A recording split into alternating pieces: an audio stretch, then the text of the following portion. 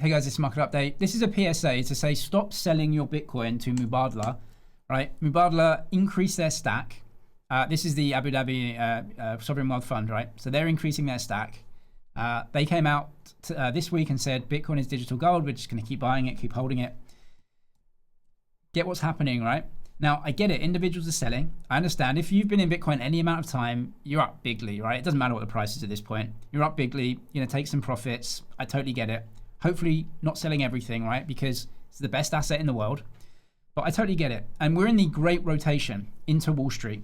And that's going to be volatile. You're going to get some ups and downs because you need to shake supply out. Now, you can shake supply out by calling the price up. You can shake supply out by dumping it and calling it down and short-term emotions and everything.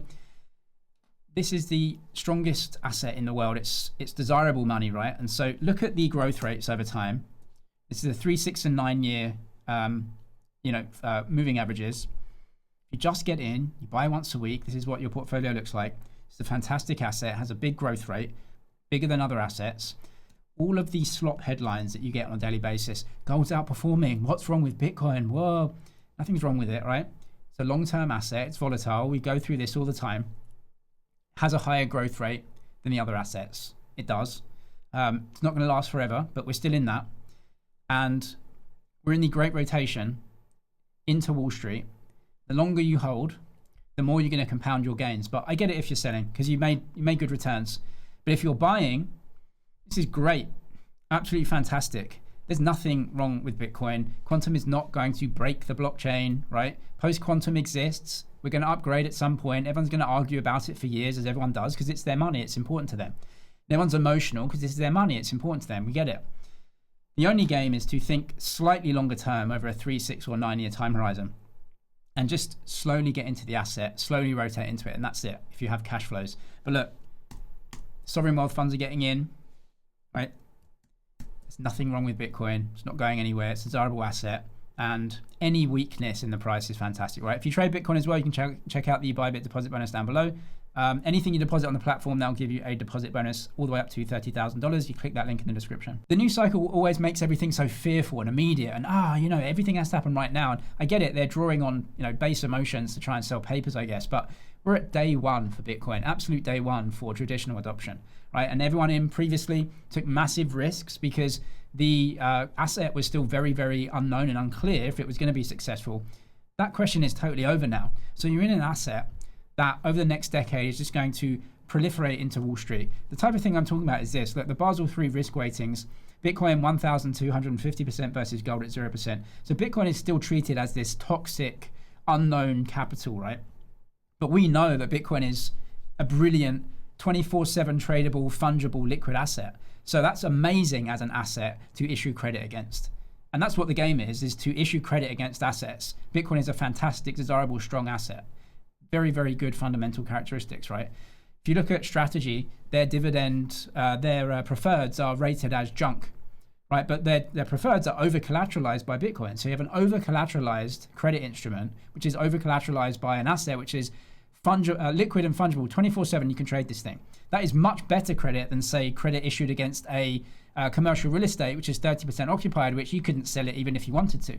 And that's like A and B rated versus strategies, which is junk rated. Step one, and that can move up. This is going to change, so Bitcoin can move up the stack. Everything is going to slowly get better for Bitcoin.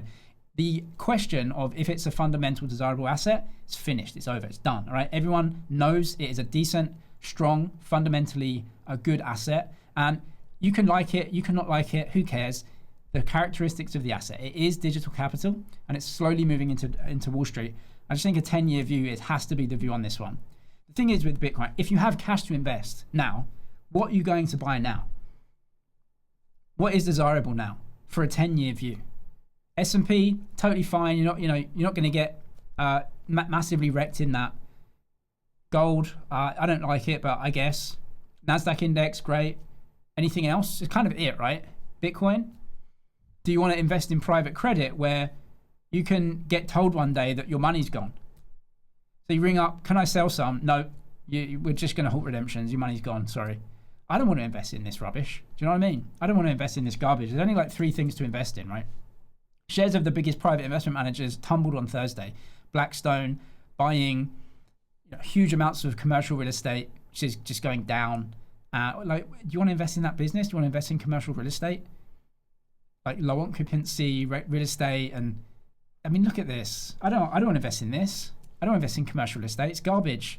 Typical lockup for a private equity fund is 8 to 12 years. Locked up money. You ring them up. I kind of need some money back. Sorry, your money's locked up. We're not going to give it back to you. Imagine that. And people say that Bitcoin's like undesirable, or you can trade any amount 24/7. You put some money in, you want 10% out, no problem. Yeah, the price is volatile, but at least you can sell, right? At least you can sell. It's not like ringing up your manager.